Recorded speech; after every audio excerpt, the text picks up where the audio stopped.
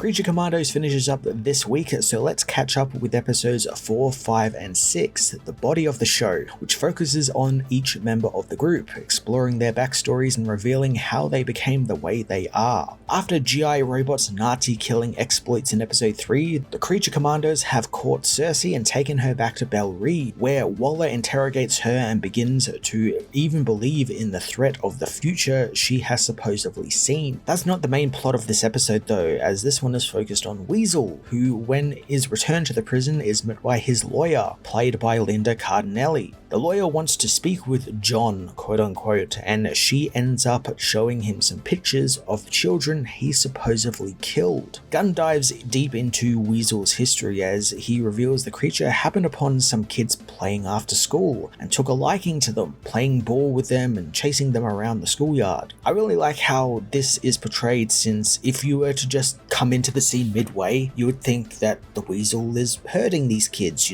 hunting them and catching them and biting them. And that is exactly what happens, as a man foraging for mushrooms in the nearby woods actually spots Weasel and the kids playing and thinks the creature is trying to kill them, so he rushes off to call the cops. The kids and Weasel manage to get into the closed school and head to the dark basement boiler room, which is kind of, a classic horror slasher setting. I think of stuff like Freddy Krueger when I think of a place like this. And that is totally on purpose because, again, the guy catches them and sees this weasel creature thing with these kids in this dark room and immediately thinks something is going on. After a series of unfortunate misunderstandings, the man shoots and blows up the furnace of the school, which kills several of the kids instantly. Weasel sees one, the little blonde-haired girl he's been playing with and kind of bonding with across the entire episode, has been injured and he tries to rescue her, but the cops arrive and see this glowing-eyed creature in the fire pulling the body of a child away into the darkness. So again, misunderstanding, and they of course open fire and end up crippling Weasel, making it impossible for him to save the girl from the collapsing building. I had a feeling Gunn would go the misunderstood monster route with Weasel, since that's kind of the basis for most of these characters. They've all been kind of a victim of circumstance, a victim of their surroundings, and just like a misunderstanding and people just going with a knee-jerk reaction to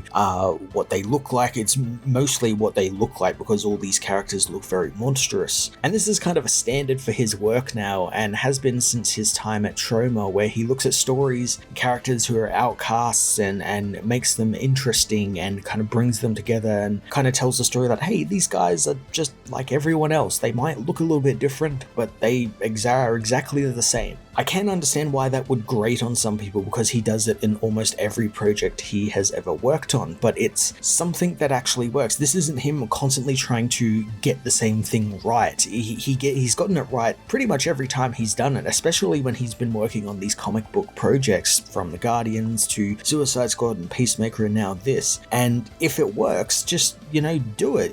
It makes for a very compelling story, and here we get to see that in full motion with all of these characters. Then there's also the fact that he can kind of do anything he wants with Weasel, because I don't think there's any die-hard Weasel fans from the comics out there. Personally, I can't, outside of Forever Evil, I can't remember the last comic I actually saw Weasel in. And that's going back quite a number of years, so essentially you've got this blank slate of a character to do whatever you want with. Intercut with Weasel's storyline is more from Cersei and Waller, who ends up seeing the vision Cersei has seen, witnessing the destruction of the world at the hands of the princess, and surprisingly Gorilla Grodd, who helps her lead an army that conquers the world and kills the superheroes. Again, we see more of the Flashes we've seen so far. We see Supercross, we see the Batman and the Wonder Woman and Blue Beetles of this world, and all of these heroes all dead and strung up. I've been loving these little teasers coming out because they begin in each episode, and as I said in a past review, it's not like usual TV plotting to do that, where usually you get a big reveal in the first episode or something that teases something like this, and then you'll get one in the mid-season finale episode, and then the stuff that pays off right at the end. Here it's spread out through every episode,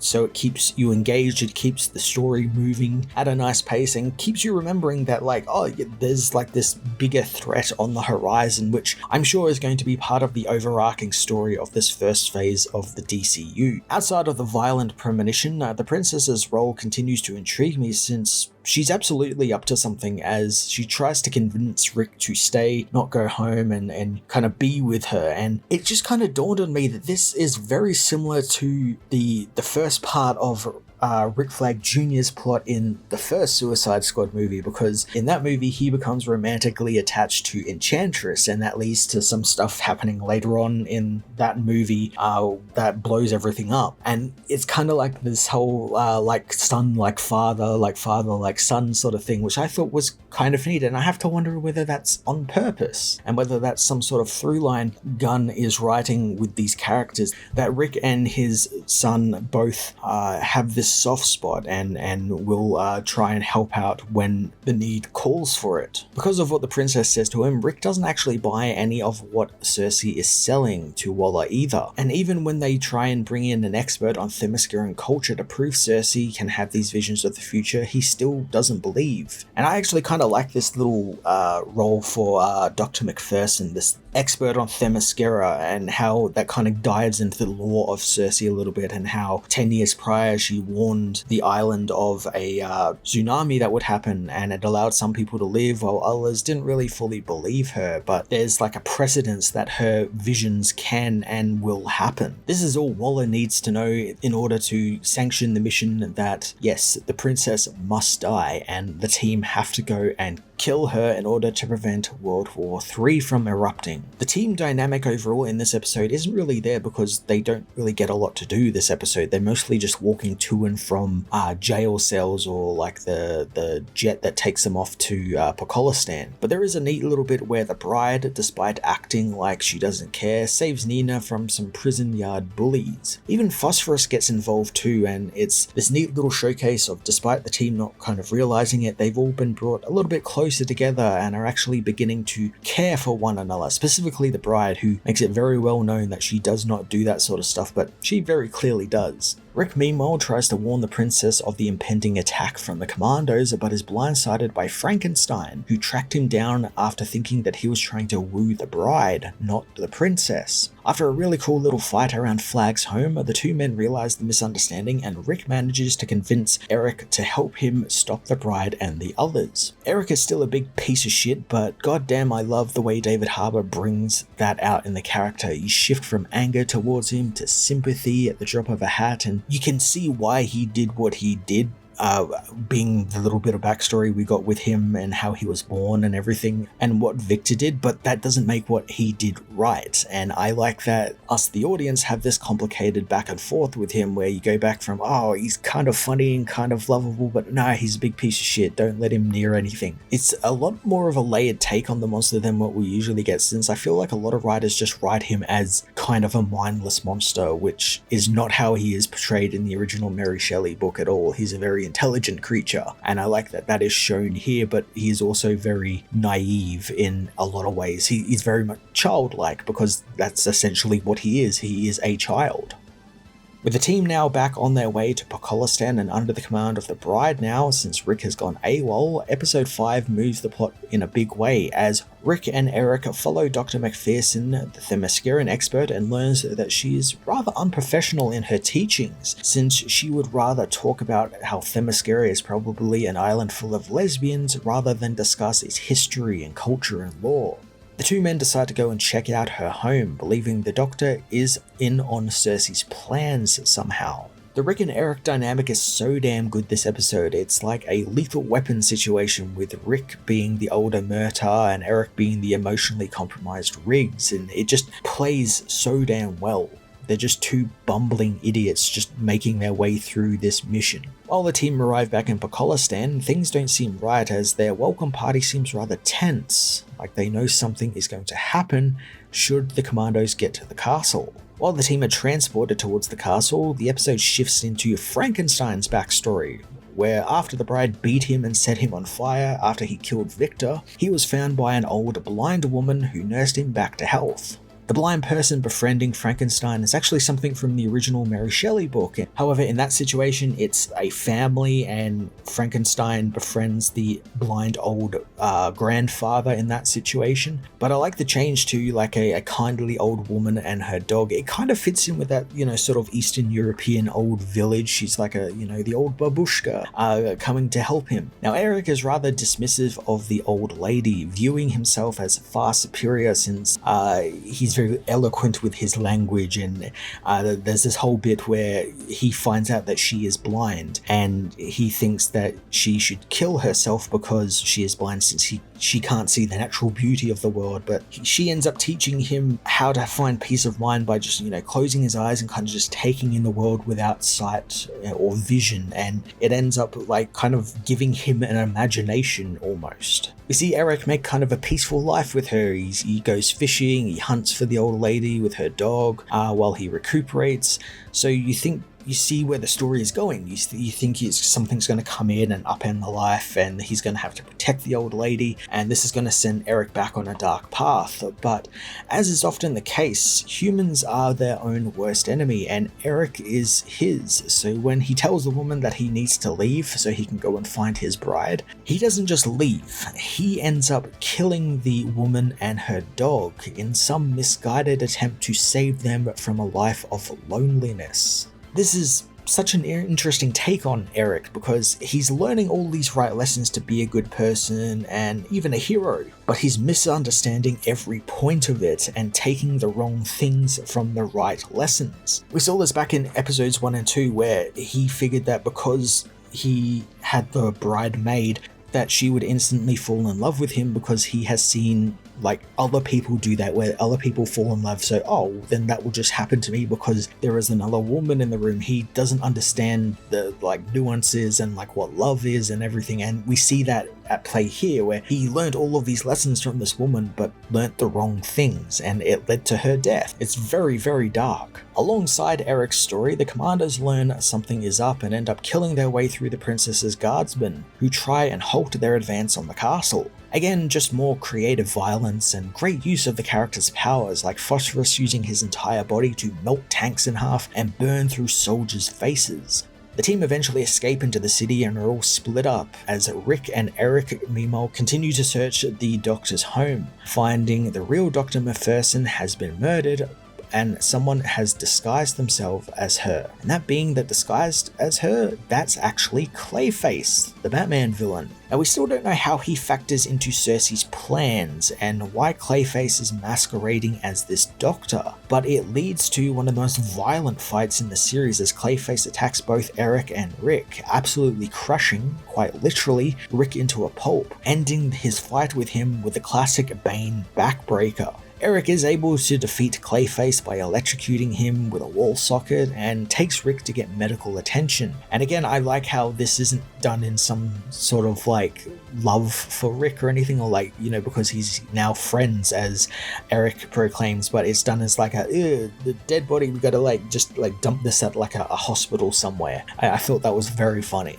So far, these last 2 episodes have cut back and forth between like 2 or 3 plots between them, and that's not something that I really like to happen. It often undercuts one or more stories' progression. Kind of saw that in the first 2 episodes where I didn't really like how the bride and Nina were just beaten to a pulp by Cersei and the sons of Themyscira and just kind of left for dead. It felt like we needed one more scene of what would happen, and especially when it came to episode 3 when they were just tied up and they were seemingly okay, it kind of deflated a lot of the tension there. I think Gunn has found his rhythm across these episodes here, where how he can balance out the stories, and I like how he brings them all to a rise point at the same time, so all the action across all the stories happens at the same time, so we can cut from action scene to action scene to action scene, and it just works really well with the flow. The penultimate episode of the series focuses on Dr. Phosphorus, who while evading the Pakistani army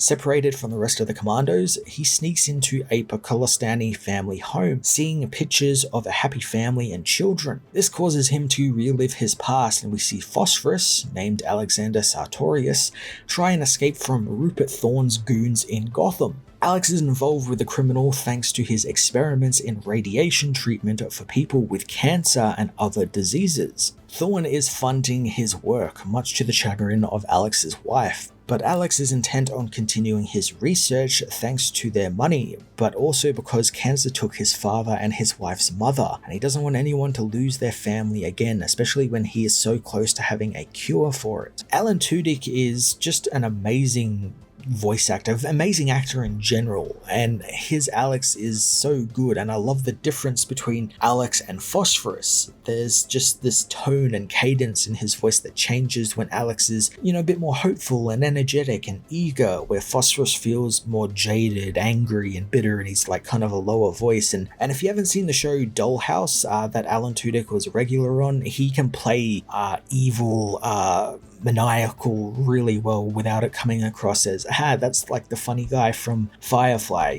He has multitudes as an actor in him, and it's great that we get to see him do that in this character, and I'm sure we're going to see him elsewhere. I know he's been rumored to be in Superman. I have a feeling we'll probably get to see Phosphorus live action at some point, especially because the character of Alex in this, it looks like Alan Tudyk, so we could definitely get live action flashbacks. I just want to see more Alan Tudyk because he is just fantastic. Alex is quick to learn that working with Rupert Thorne is not really a good idea, as Thorne kills his wife and child, framing Alex for the murder.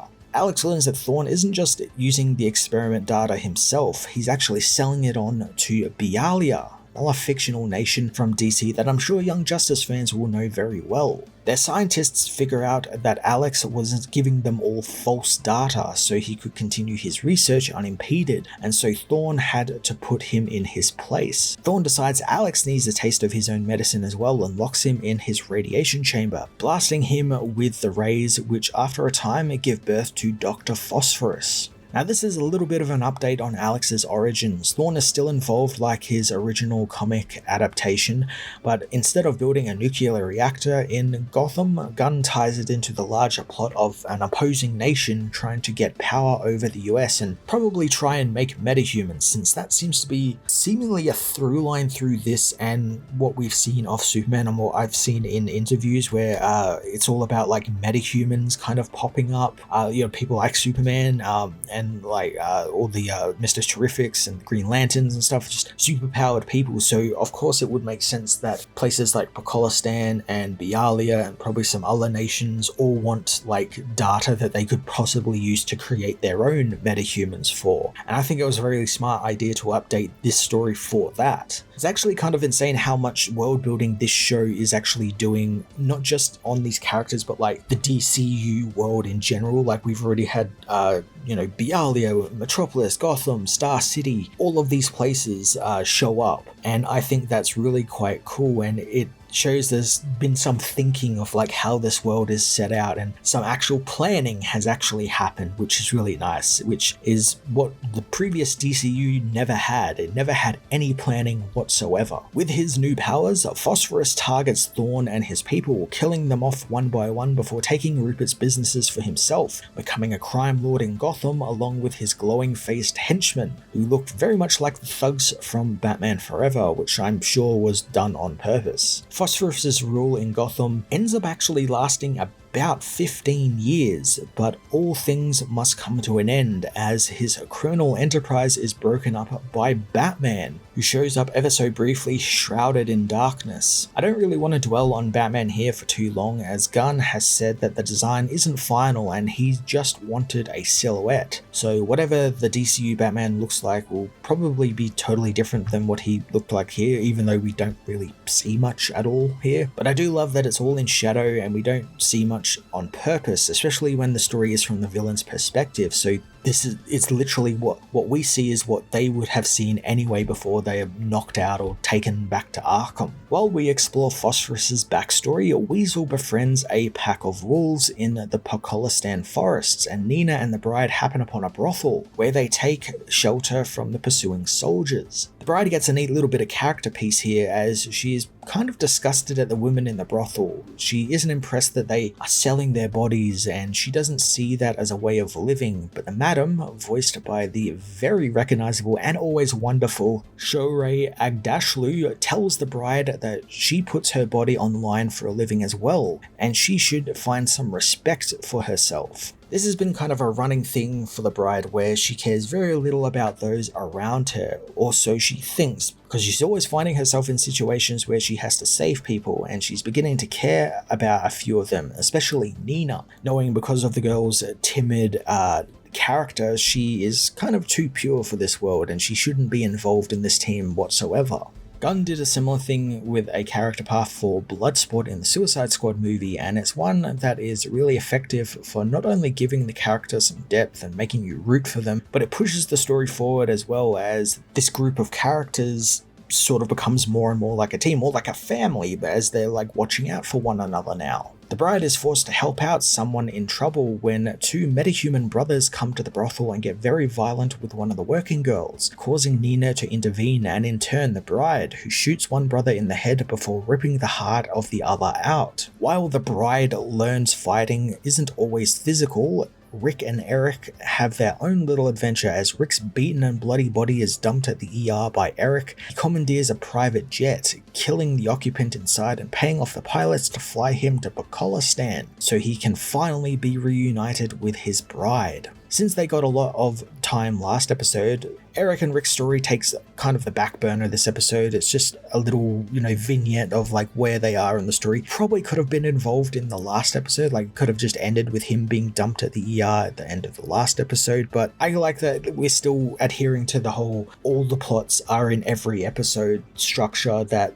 has been running since the beginning of the season. I'm also wondering what becomes of Rick after this, since he took one hell of a beating from Clayface. He literally had his back broken by Clayface. So what does he become in the plot now? Like, is he even going to be involved in the final episode? And what becomes of him, because we know he's going to be in Peacemaker and Superman, and he's up and walking in that, so is he given, some help? Like, does magic heal him? Like, what's going on here? I'm very intrigued to see what Gunn has in store for this character, because he's placed him so very concrete in a lot of all of these different other projects like Peacemaker and Superman, and probably Creature Commandos Season 2 as well. These 3 episodes, which make up the body of the Creature Commandos, was so much fun. The ample time we got with each member of the team exploring their tragic backstories has been so engrossing. It is a little too similar to Gunn's other work in Guardians and of course the Suicide Squad and Peacemaker, but it's a tried and true formula for Gunn, and hey, if it works for him and he is comfortable working in this and can tell interesting, compelling stories with these characters, more power to him. On top of some great character development, Gunn and his directing team have laid out a really rich new DCU. They've been building up a lot of the background stuff, more so than like new characters, stuff like Gotham and Bialia and Pocolistan, and hints at characters like Batman and Wonder Woman and Themyscira. This is how world building should be, and there is just so many variables for this final episode to comb over, on top of focusing on Nina's backstory, which we haven't gotten yet. But I have full faith in Gunn and his team to deliver a satisfying conclusion that will maybe even push the main overarching story of the DCU forward in some meaningful way that, I don't know, maybe might not be, visible right now, but maybe it will be very soon. Creature Commandos episodes 4, 5, and 6 get an 8.5 from me.